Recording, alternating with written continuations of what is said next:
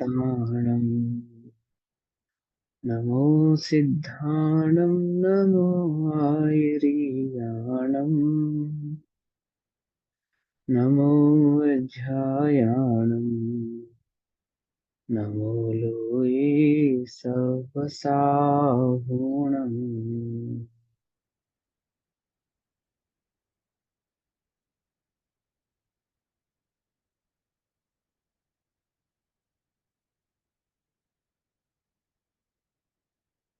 ओंकारं बिन्दुसंयुक्तं नित्यं ध्यायन्ति योगिनः कामदं मोक्षदं चैव ओंकाराय नमो नमः।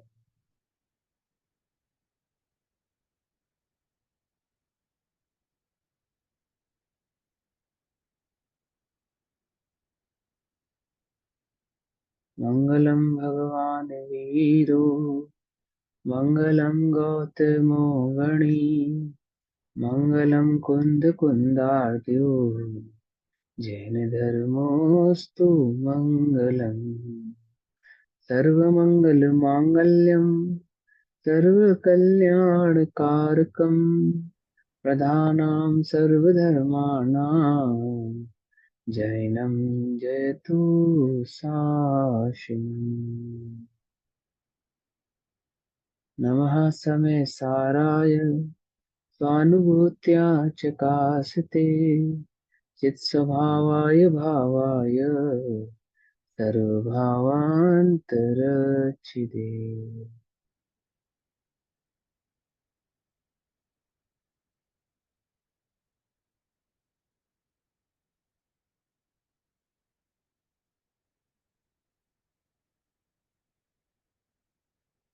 एक मिनट।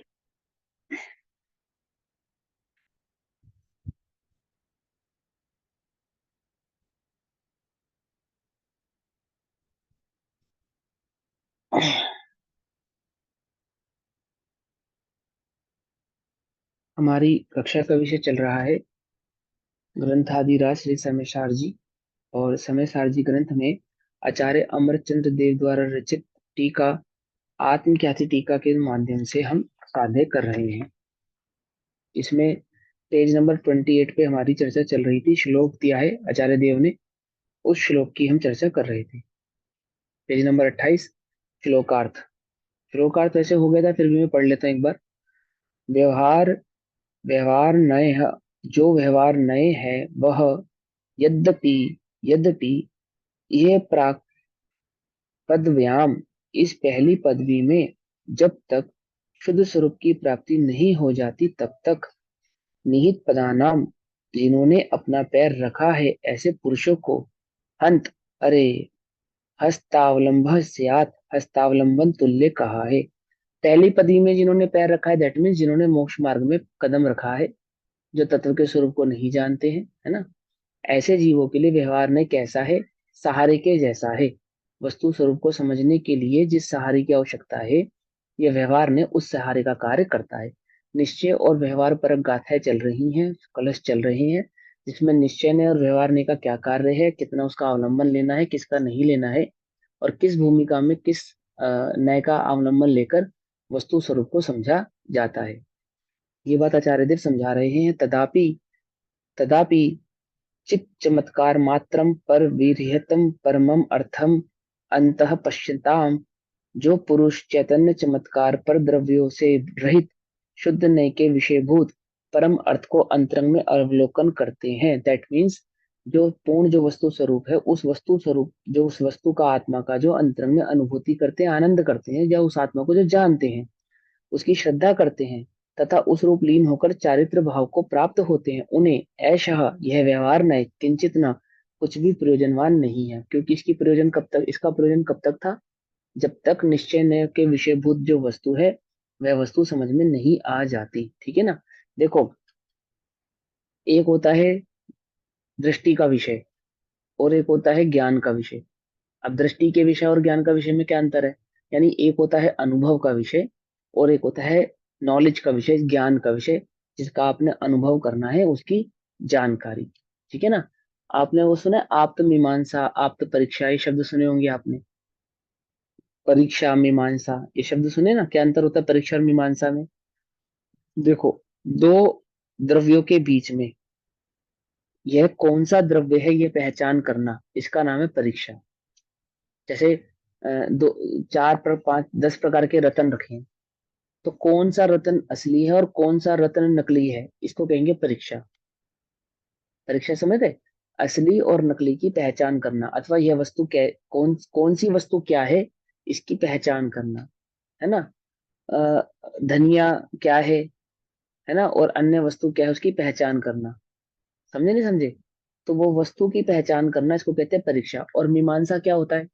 कि जो वस्तु है, वस्तु वस्तु उसके बारे में, उसके गुण धर्म के बारे में डिस्क्रिप्शन देना, डिस्क्राइब करना, कि जैसे नीलम और पन्ने में कौन नीलम है, इसकी परीक्षा करना। और फिर नीलम क्या है, किस किस लिए इसका इस्तेमाल किया जाता है, कहाँ से उसकी प्राप्ति होती है, आदि आदि जो उसके बारे में बताना, इसको कहते हैं मीमांसा। ठीक, दो चीजें हो गई। परीक्षा और मीमांसा क्यों करना? ताकि उस वस्तु का हम यूज कर सके, जो हमारे यूज आ सके, हम उसका यूज कर सके, इस्तेमाल कर सके उसको, है ना। इसी प्रकार से एक होता है वस्तु तत्व की परीक्षा करना और उसकी मीमांसा करना, यानी वस्तु, कौन सी वस्तु जीव द्रव्य है और कौन सी वस्तु जीव द्रव्य नहीं है। एक बात, छह द्रव्यों में कौन सा जीव द्रव्य है और कौन द्रव्य जीव द्रव्य नहीं है, अथवा अन्य द्रव्य कौन सा है। कर्म कौन सा द्रव्य है, शरीर ये कौन सा द्रव्य है, और मैं आत्मा ये कौन सा द्रव्य है, ये परीक्षा की जाएगी, ये समझाया जाएगा। ये सब व्यवहारने का विषय है। उसकी मीमांसा की जाएगी, ये भी व्यवहारने का विषय है। पकड़ में आई बात नहीं पकड़ में आई? एक एक टोकरी में कई फल रखे हैं, कई सारे फल रखे हैं। अब इसमें से सेब कौन सा है, तो परीक्षा करेंगे कि जो गोल है वो सेब है। बोलो भैया, सही है परीक्षा या गलत है परीक्षा? क्या गलत हो जाएगी ना? हो जाएगी, नहीं हो जाएगी? हाँ। तो वो उस सेब का सही लक्षण बताना पड़ेगा। उसमें मान लो अंगूर भी रखा हो, संतरा भी रखा हो, है ना, और सेब भी रखा हो, तो वो देखो उस टोकरी में जो लाल है वो सेब है। क्या कहा? अंतर समझ में आया नहीं आया? तो पहले तो परीक्षा से समझाएंगे, लक्षणों से समझाएंगे उसके, कि वह वस्तु जो मैं मंगा रहा हूँ, वह वस्तु जो लाल है वह सेब है। ठीक, सेब उठा लाए, तो सेब का क्या क्या फायदा, सेब का क्या है सेब, कि कश्मीर में पैदा होता है, इसको खाने से विटामिन बी, मिनरल्स आदि आदि इन सबकी प्राप्ति होती है, आयरन होता है, और शरीर स्वस्थ रहता है, डेली एप्पल खाने वाले को डॉक्टर के पास नहीं जाना पड़ता, आदि आदि ये सब आपको ज्ञान कराएंगे। लेकिन जब आप एप्पल खाओगे, टेस्ट करोगे उसको, तब किन किन बातों का विचार करोगे? जो आपने सीखा, लाल, ये तो लाल है, ये कश्मीर में पैदा हुआ है, ऐसे करके खाओगे, या वो जो स्वाद है उस एप्पल का वो लोगे? समझे ना? मैंने उसकी परीक्षा और मीमांसा का उसके खाने के आनंद में कोई लेना देना नहीं है। अंतर समझ में आ रहा है नहीं आ रहा है? जो आप खाओगे उसको, है ना, तो उसकी जो परीक्षा और मीमांसा हुई, उससे उसके खाने का कोई लेना देना नहीं है। अंतर, अंतर पकड़ में आता है बात का? हाँ। तो इसी प्रकार से व्यवहार में क्या करता है, कि वस्तु की परीक्षा करता है और उसकी मीमांसा करता है। वस्तु क्या है उसकी पहचान कराता है, और कौन सी वस्तु क्या है, यह वस्तु अन्य नहीं है, उन दोनों के बीच के लक्षणों का ज्ञान कराता है। पकड़ में आई बात नहीं पकड़ में आई? क्या कौन करता है? ये व्यवहार नहीं, ये व्यवहार नहीं का काम है। लेकिन जब अनुभव होगा, उस आत्म तत्व का जब अनुभव किया जाएगा, तब व्यवहार नहीं, कि ये जो दोनों पक्ष है, परीक्षा और मीमांसा, इनका कोई वहां पे लेना देना नहीं है। वहां तो बस वस्तु का आनंद है, और कुछ नहीं है, और कुछ नहीं है। ना परीक्षा में उलझेगा, ना मीमांसा में उलझेगा। किसका आनंद लेगा? बस उस एक आत्मा का आनंद लेगा। तो निश्चय नहीं का विषयभूत क्या है, कि वह वस्तु तत्व जो है, उस वह वस्तु अपने आप में कैसी है, उसका जो आनंद आएगा वो किस माध्यम से प्राप्त होगा, कैसा आएगा, वो समझाना है। लेकिन जब आनंद लेगा, तब निश्चय और व्यवहार दोनों को ही छोड़ देगा। ऐसा नहीं है कि मात्र व्यवहार व्यवहार को छोड़ देगा। यहाँ ये बात कहना कि व्यवहार को छोड़ना और निश्चय को ग्रहण करना, दैट मीन्स वस्तु को समझने के लिए जो वस्तु के सबसे समीप है, उस नए से वस्तु को ग्रहण करना। लेकिन जब वस्तु का आनंद आएगा, जब वस्तु का अनुभव करोगे, जिस उस आत्मा का आनंद लोगे, अनुभव करोगे, तब क्या है, कैसा है? तब निश्चय, जब व्यवहार में कुछ भी प्रयोजनवान नहीं है। यानी कि जब चारित्र भाव को प्राप्त होते हैं, अंतरंग में अवलोकन करते हैं, उसकी श्रद्धा करते हैं, यानी कि उसका आनंद लेते हैं, उस आत्मा को जानते हैं, पहचानते हैं, रमते हैं, तब क्या होता है? तब उस व्यवहार में का कुछ भी प्रयोजन रह जाता नहीं। ना उसकी मीमांसा की आवश्यकता रह जाती है, और ना उसकी परीक्षा की आवश्यकता रह जाती है। ना उसके लक्षणों को पहचानने की जरूरत है, ना उसमें गुण भेद करने की आवश्यकता रहती है। उसमें कुछ करने की जरूरत नहीं है, बस उसका आनंद लिया जाता है। पकड़ में ही बात, नहीं पकड़ में ही?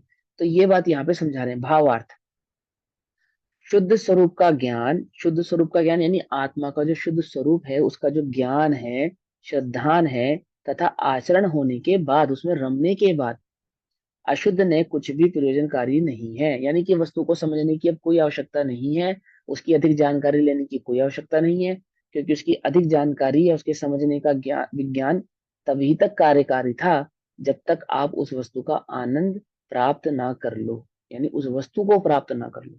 ठीक है ना? इसी बात को आगे के श्लोक में और अच्छे से समझाएंगे। आपको पता है, अनुभूति ही आत्मा है, आत्मा ही अनुभूति है, अनुभूति ही आत्मा है। क्या है आत्मा? कि जो चैतन्य तत्व है वह आत्मा है कि नहीं? ये तो व्यवहार है। मूलतः आत्मा को कौन जानता है? जो आत्मा को मात्र चैतन्य कहते हैं, क्या वो आत्मा को जानते हैं? या जो आत्मा को अनुभव करते हैं वो आत्मा को जानते हैं? अंतर समझ में नहीं आया? आत्मा चैतन्य मात्र है, ये तो जगत के सभी सभी सभी धर्म कहते हैं। वो चैतन्य मात्र है, वो ज्ञायक भाव है, एक साक्षी भाव है, एक आकार रूप है। और जिसको हम मिथ्यात्व कहते हैं, उसको वो अज्ञान कहते हैं, अविद्या कहते हैं, अलग अलग नामों से उसको पुकारा जाता है। उसको छोड़कर एक चैतन्य मात्र, अनुभूति, साक्षी भाव, ज्ञायक तत्व, एक वो जानने वाला चैतन्य ज्योति ही आत्मा है। ये तो विश्व में हर कोई कहता है। तो क्या वह आत्मा को जानता है? बोले नहीं जानता। दो ही लोग आत्मा को सही प्रकार से समझ सकते हैं। माने एक ही व्यक्ति दो प्रकार से उस आत्मा को सही तरीके से समझ सकता है। एक, जिसने आत्मा को, आत्मा आत्म तत्व को, उसकी परीक्षा और उसकी मीमांसा को स्यादवाद पूर्वक जाना होगा, यानी कि निश्चय और व्यवहार पूर्वक जाना होगा। समझ में ये बात? नहीं समझ में? स्यादवाद पूर्वक उसको अखंड रूप से भी जाना होगा, और उसको भेद रूप से भी जाना होगा। पकड़ में ये बात? और फिर उसको अखंड और भेद रूप से जानकर जिसने उसका अनुभव किया होगा, यानी स्यादवाद तत्व से उस आत्म स्वरूप को जानकर जिसने उस आत्मा का अनुभव किया होगा, वही ही उस आत्मा का सच्चा जानकार है। अर्थात वह ही उस आत्मा को सच्चा जानने वाला है, बतलाने वाला है। अन्यथा कोई उस आत्मा को जानता नहीं है। जो एक पक्ष से, इससे पिछले की गाथा में थी ना, व्यवहार धर्म का लोप हो जाएगा, अर्थात तीर्थ का लोप हो जाएगा और तीर्थ के फल का लोप हो जाएगा। नहीं, जो एक नए से उस वस्तु को जानता है वह वस्तु को नहीं जानता है, और वस्तु को नहीं जानने के कारण वह वस्तु का अनुभव भी नहीं कर सकता है। वस्तु का अनुभव कौन कर सकता है? उस आत्मा का अनुभव कौन कर सकता है? जो उस आत्मा को निश्चय और व्यवहार अर्थात स्यादवाद पूर्वक भली भांति उसको परीक्षा करके और उसको न्याय, यानी कि उसको मीमांसक पूर्वक से भली प्रकार से उसको जान, समझ में, सर्व ओर से, सर्व प्रकार से उस आत्मा को जानने वाला ही उस आत्मा का अनुभव कर सकता है। और जिसने आत्मा का अनुभव किया है, अब उसे आत्मा को जानने की आवश्यकता नहीं है। जानने की आवश्यकता नहीं है, दैट मीन्स ज्यादा डिस्क्रिप्शन में जाने की आवश्यकता नहीं है, आत्मा के गुण भेद जानने की आवश्यकता नहीं है, उसकी परीक्षा करने की आवश्यकता नहीं है, उसकी मीमांसा की उसे आवश्यकता नहीं है। क्यों? क्योंकि परीक्षा और मीमांसा की आवश्यकता कब तक है? जब तक वह उस तत्व को प्राप्त नहीं कर लेता। समझ में ये बात? प्राप्त ही, जिसको प्राप्त है, आत्मा जिसको प्राप्त है, वही इस जग में आप्त है। क्या? नहीं समझे? आत्मा जिसको प्राप्त है ना, वही क्या है? आप्त है। आप्त है अर्थात भगवान है, तीर्थंकर है। समझे नहीं समझे? ईश्वर है। तो शुद्ध स्वरूप का ज्ञान, श्रद्धान तथा आचरण होने के बाद शुद्ध अशुद्ध में कुछ भी प्रयोजनकारी नहीं है, यानी व्यवहार में कुछ भी कार्यकारी नहीं। किनको कार्यकारी नहीं है? जो उस आत्मा का अनुभव कर रहे हैं उनको कार्यकारी नहीं। और जिन्हें वह आत्मा अभी समझ में नहीं आया है, जिन्हें वह तत्व अभी समझ में नहीं आया है, उनके लिए वह हस्तावलंबन यानी कि एक सहारे की भांति है। पकड़ में ये बात? चलो आगे श्लोक आते, एक श्लोक हो रहा है। एकत्व नियतस्य अस्य आत्मना इस आत्मा को अस्य आत्मना, इस आत्मा को, किस आत्मा को, इस आत्मा को, निज आत्म चेतन तत्व को, मुझको, मेरी बात चल रही है यहाँ पे, अस्य आत्मना यद ये द्रव्यांतरभ्य पृथक दर्शनम, ओहो, अन्य द्रव्यों से पृथक देखना, इस आत्मा को अन्य द्रव्यों से पृथक देखना, पृथक देखना दैट मीन्स अनुभव करना, भिन्न अनुभव करना, देह से, द्रव्य कर्म से, भाव कर्म से, नो कर्म से, इस आत्म तत्व को क्या करना, भिन्न अनुभव करना, भिन्न देखना, श्रद्धान करना, एतत् एव नियमात सम्यक दर्शनम, ओहो, इस आत्मा को क्या कहते हैं, अस्य आत्मा ना, इस आत्मा को क्या करना, अन्य द्रव्यों से भिन्न देखना, यही सम्यक दर्शन है। क्या एतत् एव नियमात सम्यक दर्शनम, यही इस नियम से सम्यक दर्शन है। क्या सम्यक दर्शन क्या है, इस आत्म तत्व को अन्य द्रव्यों से भिन्न देखना, यही एकमात्र सम्यक दर्शन है। तो क्या कहते हैं, असली नकली की पहचान होना एक बात, निज द्रव्य की और परद्रव्य की पहचान होगी तभी तो उससे भिन्न करेगा ना। समझे नहीं समझे, आत्मा को कैसे पहचानेगा बोलो, अरूपी है आत्मा, ऐसे पहचान करेगा, बोलो, यदि अरूपी से पहचान करेगा तो क्या होगा, अति व्याप्ति दोष हो जाएगा। पकड़ में ही बात, नहीं पकड़ में, समझ में आ रहा है, नहीं समझ में आ रहा है ना। तो कैसे पहचान करेगा आत्मा की, अस्तित्व वाला, जिसका अस्तित्व है वह आत्मा है, अतिव्याप्ति हो जाएगा, है ना। और क्या क्या कैसा कि आत्मा को रूपी की अपेक्षा से पहचान करेगा, तो अव्याप्ति है, आत्मा का तो कोई रूप नहीं होता। ये तो उसको ज्योति स्वरूप भी कहोगे, तो ज्योति के आकार वाला देखने की चेष्टा करोगे तो वह आत्मा नहीं पहचान में आएगा, क्यों, क्योंकि वो अव्याप्ति लक्षण है। तो कैसे पहचान करेगा आत्मा की, चैतन्य मात्र है, यानी चैतन्य उसका लक्षण है, और जहां चैतन्य लक्षण नहीं है, ज्ञान लक्षण नहीं है, वहां आत्मा भी नहीं है। तो जहां जहां ज्ञान नहीं है वो पर, एक बात, अब थोड़ा सूक्ष्म, जहां मेरा ज्ञान दर्शन नहीं है, मात्र ज्ञान दर्शन नहीं, ज्ञान दर्शन तो तुम में भी है, तुम में भी, अन्य आत्माओं में भी है, लेकिन जहां मेरा ज्ञान दर्शन नहीं है, है ना, तो मेरा ज्ञान दर्शन जहां है वहां मैं और बाकी सब पर। तो जो इस आत्मा को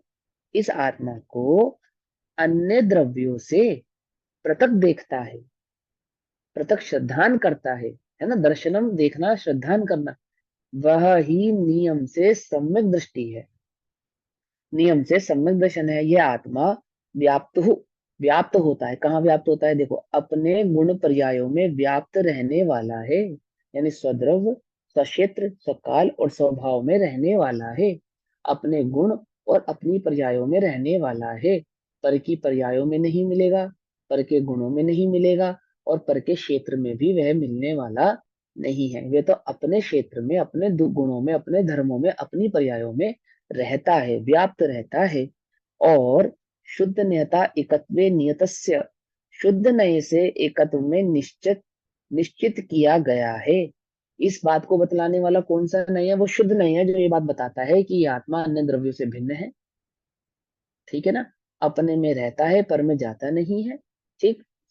शुद्ध नय से एकत्व में निश्चित किया गया है, तथा पूर्ण ज्ञान घन्य, पूर्ण ज्ञान घन्य है, पूर्ण ज्ञान घन्य है, यानी कि आत्मा के समस्त प्रदेशों में ज्ञान ही ज्ञान है और कुछ नहीं है, ऐसा कहना, मैंने ऐसा कहने से उसकी अखंडता को बता रहे हैं, तो अनंत गुणात्मक है, तो अनंत गुणात्मक, परंतु चूंकि ज्ञान से उसको पहचाना जाता है, चैतन्य उसका लक्षण है, इसलिए उसके संपूर्ण अखंड रूप से क्या व्याप्त है, ज्ञान आदि अनंत गुण व्याप्त है, और ज्ञान से उसको पहचाना जाता है, इसलिए पूर्ण ज्ञान घन्य है।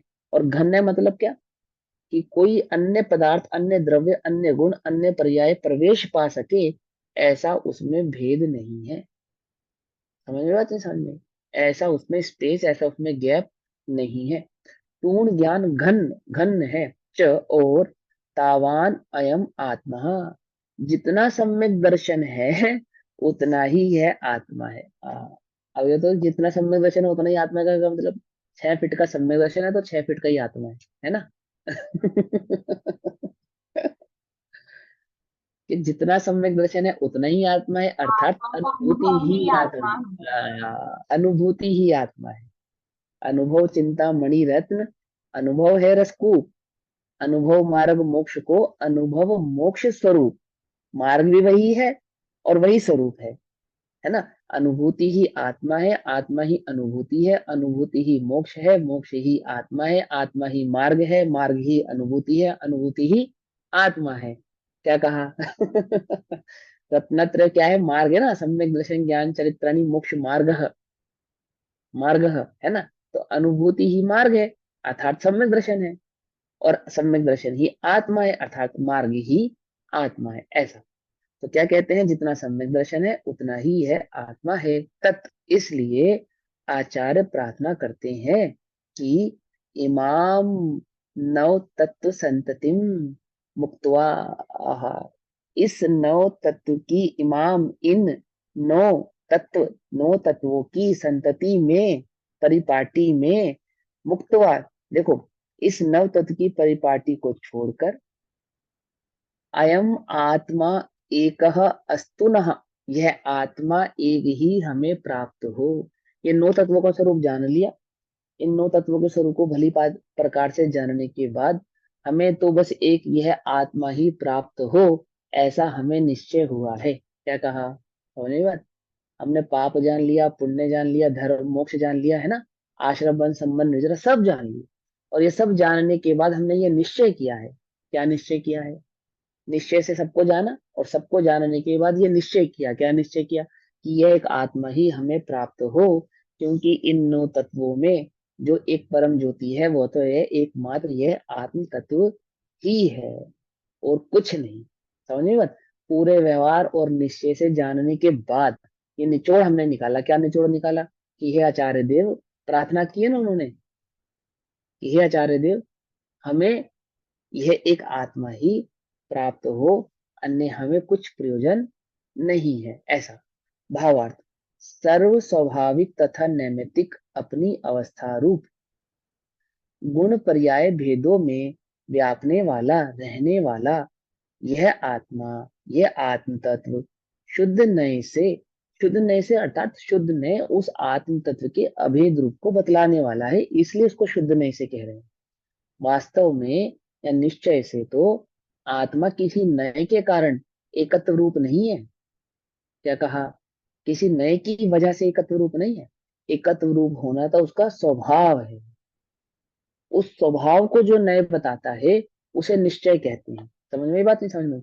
निश्चय से आत्मा अखंड है ऐसा कहना, मतलब कि आत्मा एक्चुअल में तो अखंड है, उस अखंडता को जो बता रहा है वह नए निश्चय है। समझ में बात? नहीं समझ में आई? किसी नए के कारण आत्मा खंड होता है ऐसा नहीं, कि व्यवहार उसके खंड, व्यवहार नए तो उसको खंडित कर देता है और निश्चय ने आकर उसको अखंड कर देता है। कि नहीं, वस्तु कैसी है, वो तो जो है वो ही है। उस है वस्तु को डिस्क्रिप्शन दो प्रकार से किया जा रहा है। आप डिस्क्रिप्शन में मत अटकना, वस्तु को देखना। वस्तु को देखना, देखो, किसी कन्या को उसके होने वाला, अब पंचम काल की नहीं, चौथे काल की, चौथे काल की किसी कन्या को उसके होने वाले वर का वर्णन किया जावे। वर्णन, उसकी सखी वर्णन करे कि मैं देख कर आई हूँ कैसा है वो राजकुमार, पवन कैसे हैं, वो सखियां वर्णन कर रही है, अंजना को वर्णन कर रही है। तो उसके बाहुबल का वर्णन करती है, उसकी सुंदरता का वर्णन करती है ना, और उसके राजपाट का वर्णन करती है, उसने जितने युद्ध जीते हैं उसका वर्णन करती है, उसके ज्ञान का वर्णन करती है, उसके अंतर में जो उसको गुण प्राप्त हुए हैं, सद्गुण जो उस व्यक्ति के अंदर है उनका वर्णन करती है, उसके रूप रंग, हाइट, वेल्थ, सब चीजों का वर्णन करती है। तो वो जो वर्णन करती है उसकी महिमा आती है उस कन्या को, या जिसका वर्णन हो रहा है उसकी महिमा आती है? क्या पकड़ में आई बात? नहीं पड़ी? जिसका वर्णन हो रहा है जिसका उसकी वर्णन महिमा हो रहा है उसकी आती महिमा है। आती है। हाँ, जिसका वर्णन हो रहा है उसकी महिमा आती है, जो वर्णन किया जा रहा है उस वर्णन की महिमा नहीं आती। उस वर्णन के माध्यम से जिसका वर्णन हो रहा है उसकी महिमा आती है। ऐसे निश्चय और व्यवहार किसकी महिमा करते हैं? इस एक निज आत्म तत्व आत्म वैभव की महिमा करते हैं। और उस ज्ञानी को उस आत्मा की महिमा आती है, ना कि निश्चय और व्यवहार की। क्या पकड़ में आई बात? नहीं पकड़? उन कहने वालों की बातों से वो उस तत्व की ही दृष्टि करते हैं, और क्या निश्चय करते हैं? क्या निश्चय करते हैं? कि वे ये निश्चय करते हैं कि पवन और पवन के गुण, अंजना ये निश्चय करती है, सीता ये निश्चय करती है कि राम और राम के गुण दो अलग नहीं, एक राम ही है। क्या समझ में? बात नहीं समझ में? पवन और पवन के गुण दो नहीं, एकमात्र पवन ही है। ऐसे ही यह आत्मा, इसके गुण पर्यायों के भेदों के वर्णन में यह आत्मा एक ही है। इन नौ तत्वों में छुपी हुई वह आत्म ज्योति कैसी है? वह एक ही है, और वह एक आत्म ज्योति ही हमें प्राप्त हो। कैसा लगेगा सीता कहे अथवा अंजना कहे हमें पवन का वो राज्य पाठ प्राप्त हो? क्या उसकी जितनी वेल्थ का तुमने वर्णन किया वो हमें प्राप्त हो? बोलो भैया। क्या कहेगी? वह पवन हमें प्राप्त हो। अंजना ऐसी कहेगी ना, सीता क्या कहेगी? वह राम हमें प्राप्त हो। ऐसे ही आत्मार्थी क्या कहते हैं, ज्ञानी क्या कहते हैं? ओहो, वह आत्मा, एक आत्मा ही हमें प्राप्त हो, जिसकी हमने निश्चय और व्यवहार से महिमा गुण भेदों के माध्यम से जिसे जाना, उस नौ तत्वों में छुपी हुई उस एक आत्म ज्योति का जो तुमने वर्णन किया है, वह आत्म ज्योति, वह आत्म तत्व ही हमें प्राप्त हो। पकड़ में बात?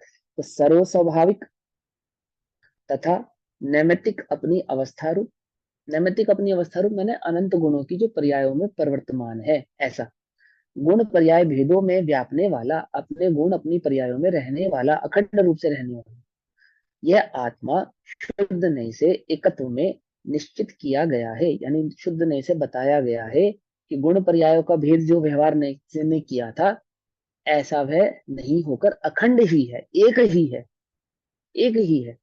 शुद्ध नय से ज्ञान मात्र एक आकार दिखलाया गया है ना? कि शुद्ध नय से कैसा दिखलाया गया है?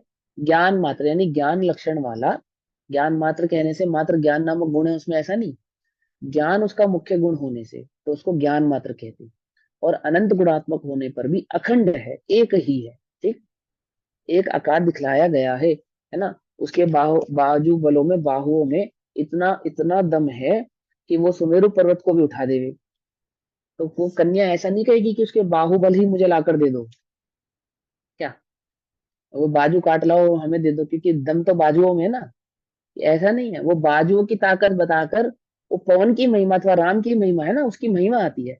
ऐसे ही ये गुण भेदों की महिमा बतलाकर किसकी महिमा आती है? वो अखंड तत्व की महिमा आती है। अंतर समझ में आ रहा है नहीं आ रहा है? महिमा तो कैसे करेंगे? ऐसे ही किया जाएगा। किसी की सुंदरता का वर्णन कैसे करेंगे? आंखों का सुंदर वर्णन किया तो उसकी आंखें निकाल लो, ऐसा कहेगा क्या कोई? है? है?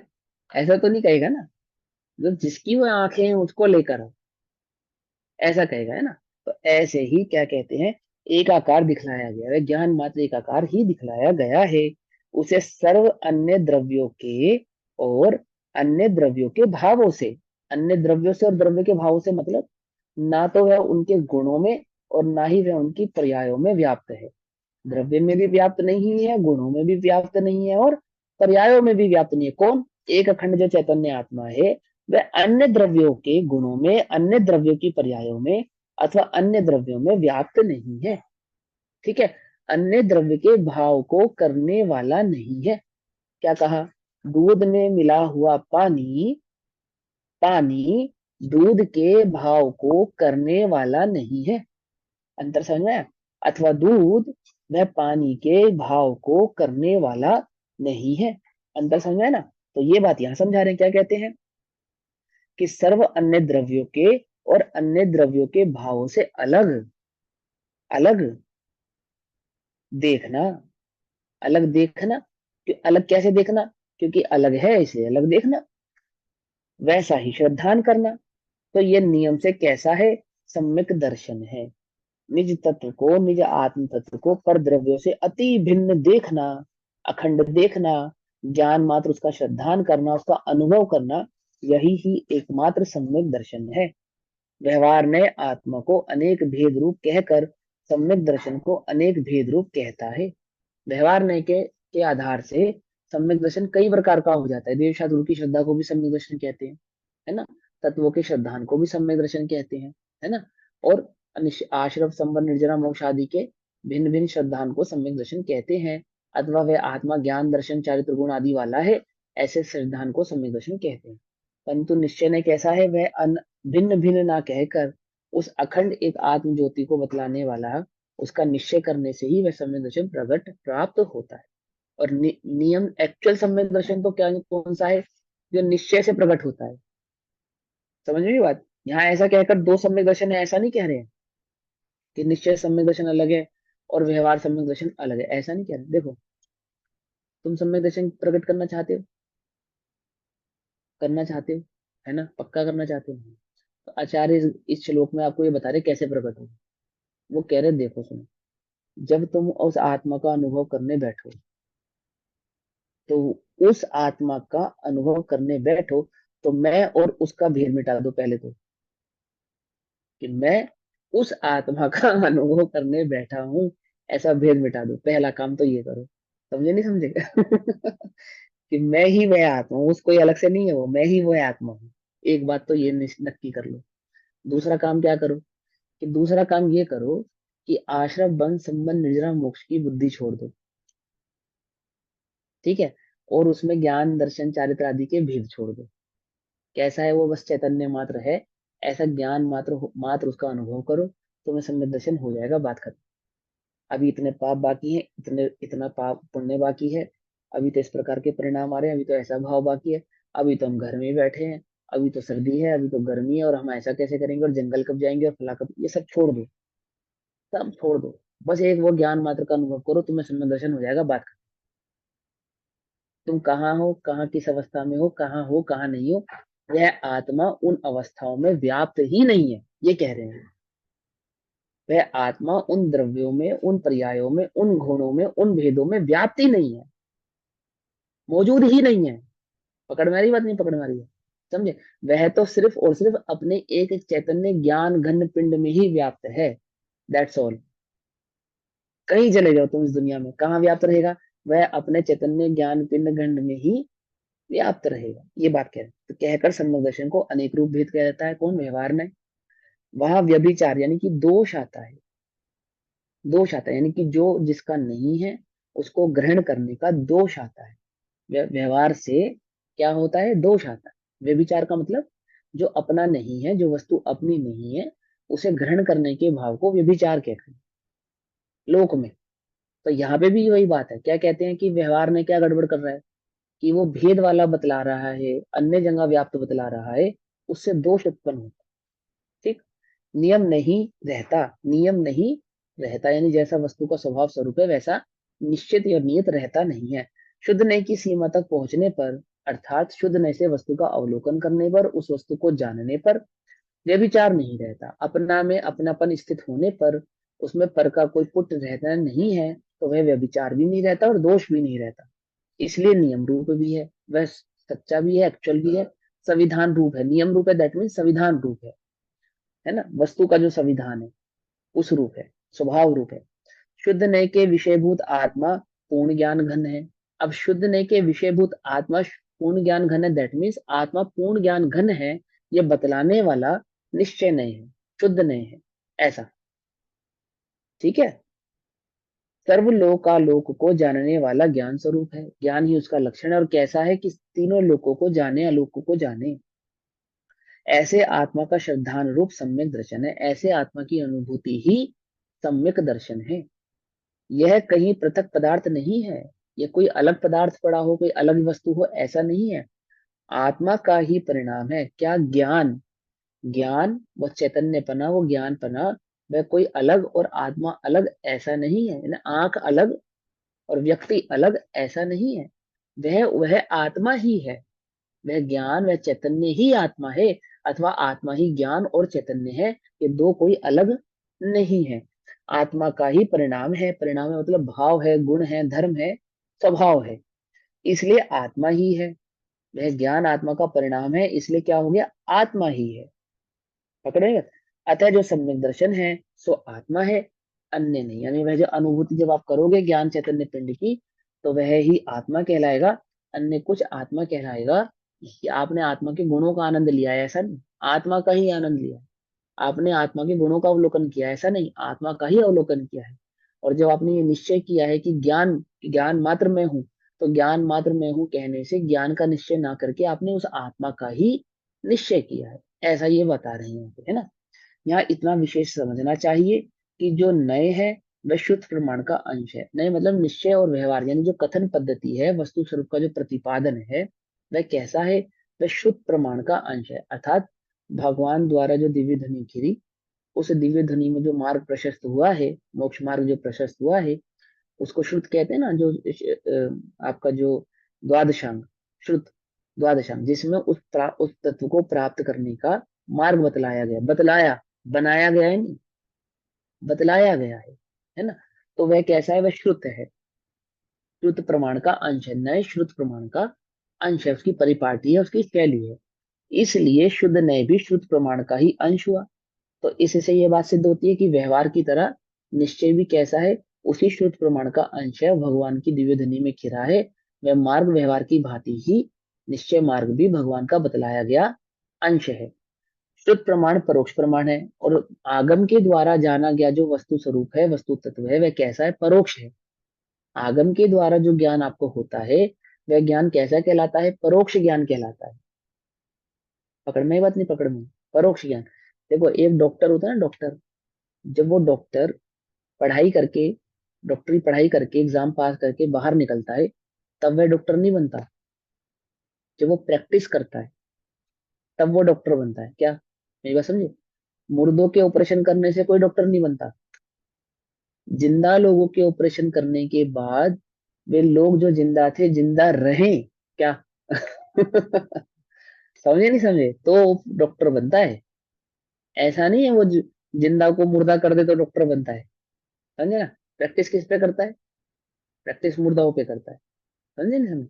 तो ऐसे ही वो क्या कह रहे हैं कि देखो शुद्ध ज्ञान से आपने प्राप्त करा, वो परोक्ष है सारा। जितनी भी आपकी बुद्धि में बात चल रही है, मैं आत्मा हूँ, मैं चैतन्य तत्व हूँ, ज्ञान का घनपिंड हूँ, आनंद का रसकंद हूँ, पर से भिन्न हूँ, पर से एकत्व ममत कर्तव्य भुक्तत बुद्धि से भिन्न, स्वचतुष्टि में रहने वाला हूँ। ये जितना भी आपके पास एक्सरसाइज है मेंटली ज्ञान में, जितनी भी, या हम आपसे पूछे आत्मा कैसा है, कि ज्ञान मात्र है। पर से लगा है किंचित भी, कि पर से बिल्कुल भी नहीं लगा है। उस गाथा का अर्थ, उस टीका का अर्थ, इतना जो सब कुछ जो हम आपसे पूछे, ग्रंथों के नाम, उनके भाव, सब आप फटाफट फटाफट फटाफट हमें बता दोगे। ये सब ज्ञान कैसा है? परोक्ष है। परोक्ष है, पकड़ में ही बात। तो ये उसकी बात कर रहे हैं। ये क्या, लेकिन वो शुद्ध ज्ञान होने से, शुद्ध ज्ञान होने से शुद्ध का ही अंश है। ठीक, परोक्ष प्रमाण है। बात ज्ञान जो है वो मिथ्या है ऐसा नहीं, ज्ञान प्रमाणिक है। जो आपके पास ज्ञान है वो प्रमाणिक है, परंतु कैसा है? परोक्ष है। परोक्ष है। पकड़ में आई बात नहीं? समझ में आई? समझ में आई? हमने कहा, हमने कहा ये पेन है, और आपने भी कहा ये पेन है, परंतु हमें पेन का क्या कार्य है वह मालूम है। एक अनपढ़ का ही ये पेन है और एक पढ़ा लिखा का ही ये पेन है, तो दोनों में अंतर है या नहीं है? बोलो भैया, क्या अंतर है? इसके इसके महत्व को कौन जानता है? पढ़ा ये लिखा। नहीं समझे? हाँ, इसके महत्व को तो एक पढ़ा लिखा व्यक्ति ही जानता है ना। अनपढ़ व्यक्ति तो जो इसके पढ़ महत्व को नहीं सकता है वो जानता। जानता है ना, जो पढ़ा वो लिखा इसके है। महत्व को जानता है ना। है ना? एक पढ़ा लिखा व्यक्ति का ही किताब है, और एक अनपढ़ व्यक्ति का ही किताब है। तो इसके महत्व को जानने वाला कौन है? वो पढ़ा लिखा व्यक्ति जानने वाला है इसके महत्व को। अभी ऐसा ही यहाँ पे ये कह रहे हैं कि तुम्हें जो, अब वो जो कह रहा है अनपढ़ व्यक्ति ये किताब है, तो गलत नहीं कह रहा है। यदि वह अनपढ़ व्यक्ति कह रहा है ये पेन है, तो वह कोई गलत नहीं कह रहा है, बिल्कुल राइट, एकदम सही ही कह रहा है, मिथ्या नहीं कह रहा है। पकड़ में बात? तो ज्ञान तो उसके पास प्रमाणिक है, ज्ञान तो उसके पास प्रमाणिक है, परंतु कैसा है? परोक्ष है। परोक्ष है, समझे? देखो एक एक एक किस्सा मैंने पढ़ा था। आइंस्टाइन था ना, आइंस्टाइन, उसको विश्व का सबसे महान वैज्ञानिक माना जाता है आज भी। टेस्ला और आइंस्टाइन दोनों को माना जाता है। तो आइंस्टाइन जहां भी जाता था, रिलेटिविटी की थ्योरी अपने लेक्चर्स में सब जगह बताता था।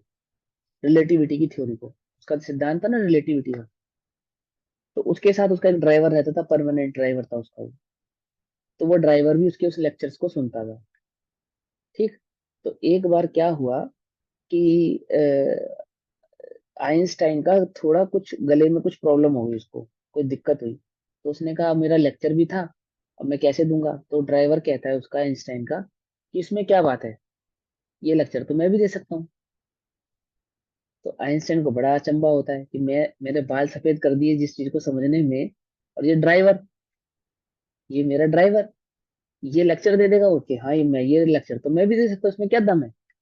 तो आइंस्टाइन आइंस्टाइन कहता तो ठीक है, इस बार एक काम करते हैं, लेक्चर तुम देना, क्योंकि व्हाट्सएप और इंस्टाग्राम का तो जमाना नहीं था।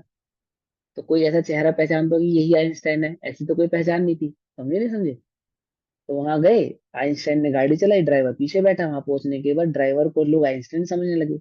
वो स्टेज पे गया, स्टेज पे जाके उसने अपना लेक्चर दिया।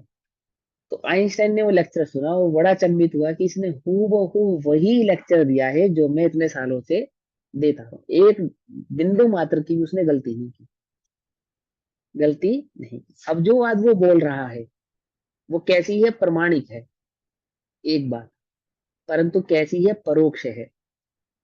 क्या कहा, समझेगा नहीं समझे, जब तक अनुभूति नहीं हुई है तब तक हाँ, कैसी। मतलब भाव वासन नहीं हुआ उसको। हाँ, परोक्ष कह रहा है, वो जो बोल रहा है सत्य बोल रहा है, असत्य नहीं। अब लेकिन उसमें गड़बड़ है। अब उसी सभा में किसी ने एक प्रश्न उससे पूछा, किससे पूछा, ड्राइवर से। अब वो उस प्रश्न का उत्तर कैसे दे, लेकिन वो आइंस्टाइन के साथ रह के ना चतुर हो गया था, तो उसने क्या कहा, इतना छोटा सा क्वेश्चन, इसका जवाब तो मेरा ड्राइवर भी तुम्हें दे देगा। कुछ बात समझ आई नहीं आई, समझे नहीं समझे। लेकिन ये तो चलो किस्सा है, पर हमें मूल बात तुम्हें क्या समझानी है, कि जो ज्ञान तुम लेकर घूम रहे हो वह, उस ज्ञान में कोई दोष है ऐसा नहीं है, ऐसा नहीं, वो श्रुत का ही ज्ञान है, प्रमाणिक भी है, परंतु कैसा है, परोक्ष है। परोक्ष ज्ञान का मतलब समझ यहाँ हम सकते हैं, मिथ्या दृष्टि और सम्यक दृष्टि में भेद कर रहे हैं, या सम्यक सन्मुख मिथ्या सिर्फ दृष्टि ज्ञान। और सम्यक दृष्टि में? इसमें सन्मुख और असन्मुख की बात नहीं है, देखो ये तो, ये भी एक सिर्फ समझाने की शैली है। जो समय सार की गाथा नंबर 12 पढ़ चुका है, 7वें नंबर का कलश पढ़ रहा है, 6ठे नंबर का कलश पढ़ रहा है, तो सम्मुख ही होगा। जिसका वो अर्थ सुनने बैठा है, जिसका अर्थ वह समझने बैठा है, जिस भाव को वो पकड़ना बैठा है, तो सन्मुख ही होगा। क्या कुछ बात समझ में नहीं आई, उसमें इस चक्कर में मत पड़ो। जो इस तत्व को समझ रहा है ये तो उसकी बात है, आचार्य कह चुके उसको पिछले, पहले, हे भव्य जीवो, कहा नहीं कहा, याद है कल कक्षा में, कल नहीं परसों की कक्षा में, हे भव्य जीवो। तो पहले आचार्य द्रौपदी था, कहा गया, जिस भगवान का जनानी पुरुष रमते हैं वे अपने ही अन्य को बनते हैं। वो शब्द मुझे आने का ध्यान नहीं रहा, इसी गाथा में आया था ना, आया गाथा में था आया भैया, टीका आया में। था, याद है, स्टार्टिंग में ही था बिल्कुल। आया बिल्कुल था। स्टार्टिंग में था ना, हे भव्य जीवो। पेज हाँ नंबर तो भव्य 26 हो, पे हाँ अर्थ 26 में है, हाँ। हाँ तो बस, तो पेज नंबर 26 में ये रहा, भावार्थ में, भावार्थ में, हम्म, ऊपर अर्थ इसमें में मान है। लिया, ऊपर अर्थ आचार्य में है। अर्थ में, Second हे line। भव्य जीवो, हाँ आचार्य कहते हैं कि हे भव्य जीवो। अब भव्य कह दिया ना उन्होंने, अभी भी कोई बात रह गई। सन्मुख और ये व्यवहार का भेद है, ये व्यवहार में मत अटको, इसका मना कर रहे हैं वो, इसी चीज के लिए हम मना कर रहे हैं वो, कि मैं सन्मुख हूँ या मिथ्या दृष्टि हूँ। बोले तू चैतन्य ज्ञान घन पिंड मात्र है बस, कुछ नहीं है तू, न दूर है न सन्मुख है, तू सचतुष्ट में नहीं, रहता है। यहाँ प्रत्यक्ष और परोक्ष का भेद पूछ रही थी। जो प्रत्यक्ष यहाँ का पे भेद सिर्फ, यहाँ पे अनुभव ही श्रुत हो ज्ञान गया। की अपेक्षा, नहीं, यहाँ पे परोक्ष सिर्फ श्रुत ज्ञान की अपेक्षा से समझा रहे हैं। वही कह रहे हैं कि जो ज्ञान तुमको है, यहाँ पे एक बात लिखी है स्पेशल, यहाँ इतना विशेष समझना चाहिए कि जो नए है ना, नए, यानी कि जो निश्चय और व्यवहार की जो परिपाटी से हम कथन करते हैं, वो जो कथन शैली है वो कैसी है, कि वह श्रुत प्रमाणिक है, यानी श्रुत का ही अंश है। जो भगवान ने दिव्य ध्वनि खीरी है ना भगवान की, उस दिव्य ध्वनि का अंश है वो, निश्चय और व्यवहार भी, परंतु परोक्ष प्रमाण है, क्योंकि वह आगम से प्रमाणित की गई है। ठीक है, और इस आगम की प्रमाणिकता को कोई मिथ्या प्रमाणिकता मान लोगे ऐसा नहीं है, कि प्रत्यक्ष ही सच्चा और परोक्ष झूठा है, ऐसा नहीं। यह परोक्ष भी कैसा है, जो श्रुत प्रमाण से परोक्ष है। श्रुत यानी कि जिन्होंने अनुभव किया है, उन्होंने लिखा है, उन्होंने बताया हुआ है। क्योंकि वस्तु को सर्वज्ञ ने आगम के वचन से जाना है, क्योंकि वस्तु को सर्वज्ञ के आगम के वचन से जाना है। किसने, मिथ्या दृष्टि ने भी, सभी जीवों ने, सभी जीवों ने उस वस्तु को कहां से जाना है, आप तो वचन से ही जाना है। वे नहीं जानते उस वस्तु का स्वरूप कैसा है, जो जानते हैं उन्होंने बतलाया है, तो हमने जाना है, तो आप तो वचन से जाना है। इसलिए शुद्ध ने सर्व द्रव्यों से भिन्न आत्मा की सर्व पर्यायों में व्याप्त, ये शुद्ध ने कैसा है, कि द्रव्य में व्याप्त है। व्याप्त है मतलब, शुद्ध ने द्रव्य में व्याप्त है का मतलब क्या है, कि वह शुद्ध नए द्रव्य के व्यापक स्वरूप को समझाने वाला है, ऐसा। ठीक। तो इसलिए ये शुद्ध नए सर्व द्रव्यों से भिन्न, अन्य द्रव्यों से भिन्न, आत्मा की सर्व पर्यायों में व्याप्त, यानी आत्मा को सर्व प्रकार से समझाने वाला, पूर्ण चैतन्य केवल ज्ञान रूप सर्वलोकालोक को जानने वाले असाधारण चैतन्य धर्म को परोक्ष दिखाता है, परोक्ष रूप से दिखाता है। अब जब तुम प्रत्यक्ष अनुभव करोगे ना, तो उसको परोक्ष से प्रमाणित करना पड़ेगा। क्या? समझे नहीं समझे? ऐसे नहीं चलेगा कि तुम मैंने अनुभव कर लिया, हाँ मुझे आत्मा का अनुभव हो। उसको परोक्ष वाला जो प्रमाणिक है ना, इससे इससे उसको प्रत्यक्ष को मिलान करना पड़ता है। क्यों? किसको पर प्रत्यक्ष सम्यक दर्शन प्रकट होता है? जिन्हों को परोक्ष समझ में आया होता है, श्रुत ज्ञान के माध्यम से, परोक्ष ज्ञान के माध्यम से वो वस्तु तत्व जिन्हें समझ में आया है, जिनके ज्ञान में वह वस्तु स्वरूप का स्वरूप खिला है, उस परोक्ष ज्ञान के माध्यम से जिन्होंने उस वस्तु का निर्णय किया है, उस निर्णय में उन्हें प्रत्यक्ष ज्ञान की अनुभूति, अनुभव प्रकट होता है। ये बात बतलाते हैं, परोक्ष दिखलाता है। वह व्यवहारिक छदमस्त जीव आगम को प्रमाण करके, आपके प्रश्न का उत्तर है यहाँ पे देख लो, वह व्यवहारिक छदमस्त जीव, व्यवहारिक छदमस्त जीव दैट मीन्स जो निश्चय स्वभाव को, आत्मा के संपूर्ण भाव को नहीं जानता, उसको व्यवहारिक छदमस्त कहा। पकड़ में ही बात। उसको मिथ्या दृष्टि भी कह सकते हो, कोई बात नहीं। लेकिन व्यवहारिक छदमस्त कहने का मतलब जो आत्मा को भेद से जानता है, अभेद नहीं जानता। ठीक है। तो व्यवहारिक छदमस्त जीव आगम को प्रमाण करके फिर क्या करता है? शुद्ध नय से दिखलाए गए पूर्ण आत्मा का श्रद्धान करे। शुद्ध नय, पूर्ण शुद्ध नय से अपूर्ण आत्मा का श्रद्धान कैसे करेगा? कहाँ दिखलाया है? आगम में दिखलाया है। तो आगम में उस आत्मा के स्वरूप को जानकर, पढ़कर, समझकर क्या करे? उसका श्रद्धान करे। तो वह श्रद्धा निश्चय सम्यक दर्शन है, यानी कि जो अनुभूति उसको प्रकट होगी वो प्रत्यक्ष अनुभूति कहलाएगी, प्रमाणिक प्रत्यक्ष प्रमाण अनुभूति कहलाती है, अथवा निश्चय सम्यक दर्शन कहलाता है। और जब तक वह निश्चय सम्यक दर्शन नहीं हुआ है, मात्र आगमिक ज्ञान है, तब तक भी वह सम्यक दर्शन ही है, परंतु कौन सा? व्यवहार सम्यक दर्शन कहलाता है। पकड़ में बात। यानी जिनेन्द्र देव के द्वारा कथित जिन धर्म का, यानी देव शास्त्र और गुरु का जो श्रद्धान है ना, तो जो शास्त्र का श्रद्धान है दैट मीन्स शास्त्र की वाणी का जो श्रद्धान है, उसके अनुसार ही वस्तु है ऐसा मानने का जो श्रद्धान है, वो परोक्ष होने से व्यवहार सम्यक दर्शन है। और उसके माध्यम से जो अनुभूति प्रकट होगी, वह अनुभूति निश्चय सम्यक दर्शन है। ये बात यहाँ समझा रहे हैं। श्रद्धा निश्चय सम्यक दर्शन, जब तक केवल व्यवहार ने के विषयभूत जीवादिक भेद रूप तत्वों का ही श्रद्धान रहता है, तब तक निश्चय सम्यक दर्शन नहीं होता। इसलिए आचार्य कहते हैं कि इस न तत्वों की संतति यानी परिपाटी को छोड़कर, यानी व्यवहार को छोड़कर, शुद्ध ने को विषयभूत, शुद्ध ने के विषयभूत एक आत्मा ही हमें प्राप्त हो। हमें दूसरा कुछ नहीं चाहिए, हम दूसरा कुछ नहीं चाहते। यह वीतराग अवस्था की प्रार्थना है, कोई नया पक्ष नहीं है कि हम निश्चय का पक्ष अधिक ले रहे हैं और व्यवहार के पक्ष को छोड़ रहे हैं। यह तो वीतराग अवस्था की प्रार्थना है, क्योंकि वस्तु की प्राप्ति ही मार्ग में चलने की सार्थकता है, और वह प्राप्ति उसके निश्चय स्वरूप को जाने बिना, उसको अनुभव करे बिना होने वाली नहीं है। यदि सर्वथा नयो का पक्षपात ही हुआ करे तो मिथ्यात्व ही है। यदि मात्र नयो का ही हमें पक्षपात है कि निश्चय से ऐसा, व्यवहार से ऐसा, निश्चय से ऐसा, व्यवहार से ऐसा, और हम तो निश्चय से ही देखेंगे, व्यवहार से नहीं देखेंगे, और व्यवहार मिथ्या है और निश्चय सत्य है, इन चक्रों में ही जो पड़ा है, ऐसे ही पक्षपातों में जो पड़ा है, फिर तो मिथ्यात्व ही है।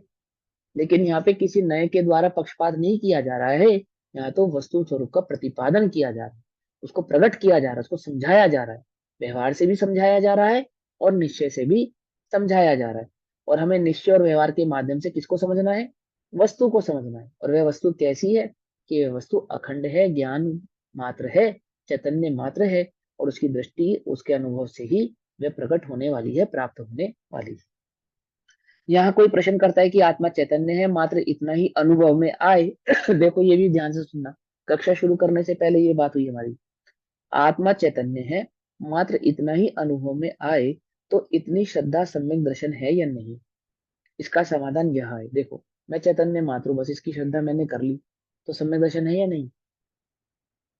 इधर देख के बताओ, उधर देख के मत बताओ कि मैं चैतन्य मात्र हूँ।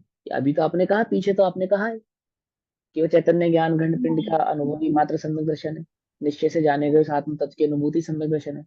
तो मात्र कोई चैतन्य मात्र का अनुभव कर ले, बाकी सब छोड़ो, अनुभव हो जाए, तो वो तो सम्यक दर्शन है ना, उसमें तो कोई दोष नहीं है। समाधान, नास्तिकों को छोड़कर, माने जो आत्मा के अस्तित्व को नहीं मानते उनको छोड़ दो, उनको छोड़कर बाकी सभी मत वाले यानी अभिमत वाले आत्मा को चैतन्य नहीं मानते हैं, चैतन्य मात्र ही जानते हैं।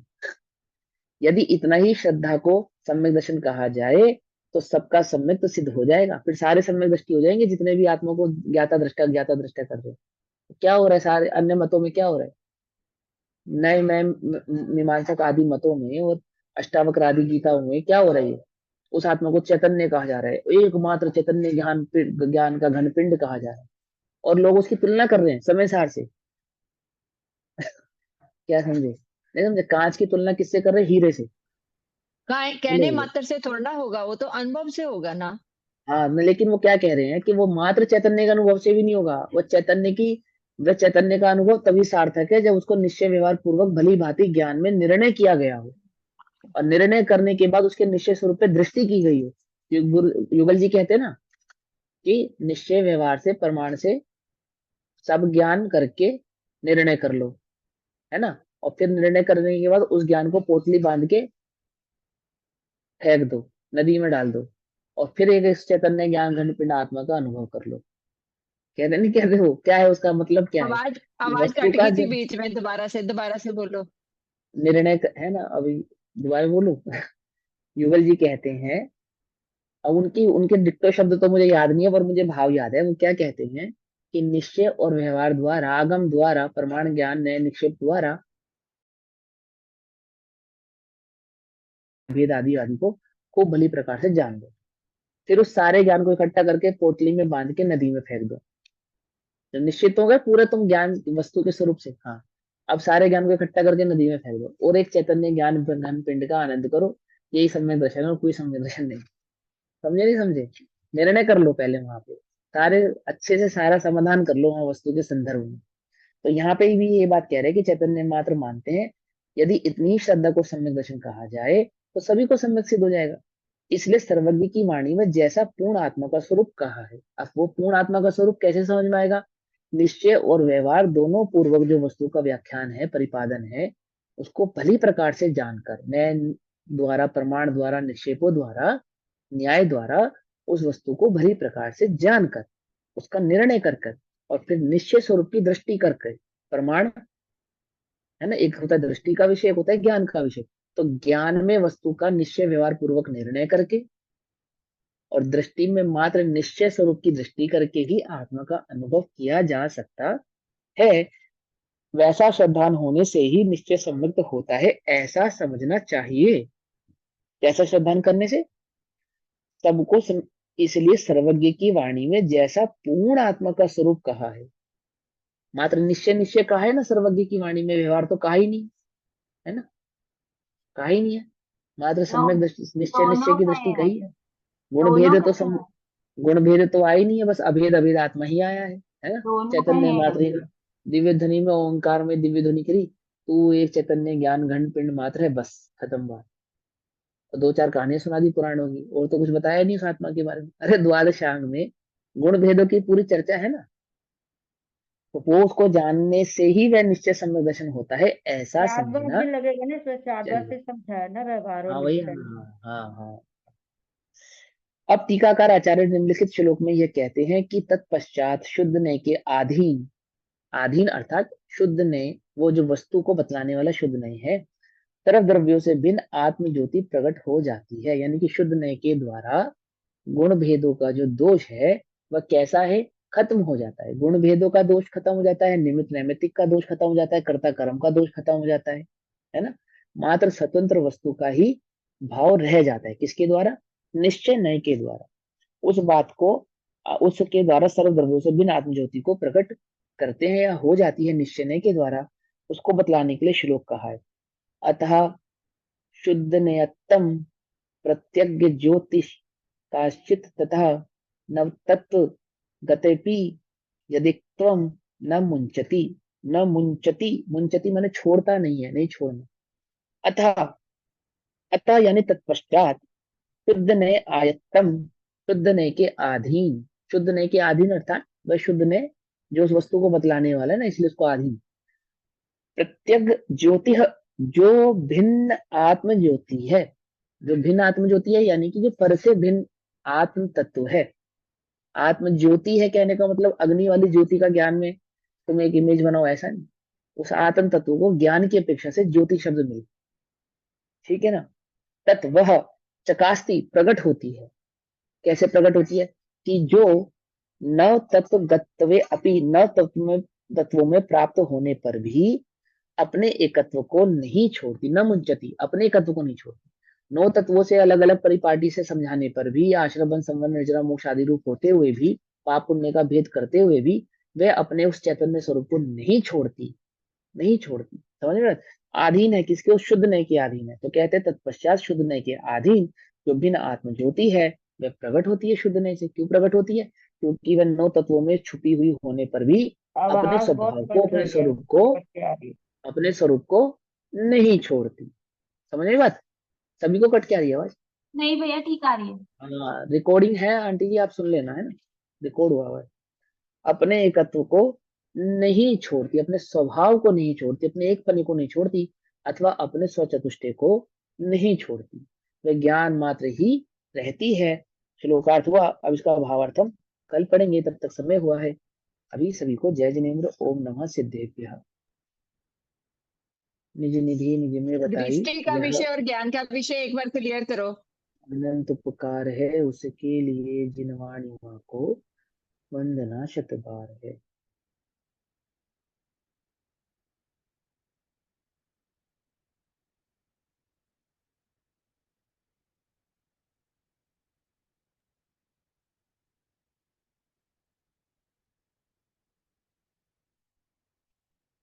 दृष्टि का विषय मतलब अनुभव का विषय। आवाज अनुभव नहीं जब आ करो, रही। दृष्टि का विषय मतलब अनुभव का विषय, निर्णय का विषय, है ना। उस आत्म तत्व का जब निर्णय करने बैठोगे, अनुभव करने बैठोगे। अभी भी नहीं आ रही आवाज? रिकॉर्डिंग बंद कर दो दीदी। आवाज तो साफ आ रही है, तो रिकॉर्ड तो हो जाएगा ना साफ। हाँ तो दृष्टि का विषय और उसका विषय मैं एक बार बोल देता हूँ, आप रिकॉर्डिंग सुन लेना। अगर रिकॉर्डिंग की आवाज आ रही है मेरी, रिकॉर्ड सुन लेना, रिकॉर्ड। हाँ, प्लीज, आवाज जिन्होंने साफ। प्रश्न किया, जिन्होंने प्रश्न किया वही चलेगा। आप सबको तो क्लियर होगा दृष्टि का आप विषय कल और ज्ञान का समझा विषय। देना भैया, शायद उनको आवाज नहीं जा रही है, कल एक बार हाँ, कल दोबारा बता दूंगा, कल बता दूंगा। शॉर्ट में ठीक है। समझा दे। हाँ, जय जिनेन्द्र। जय जी।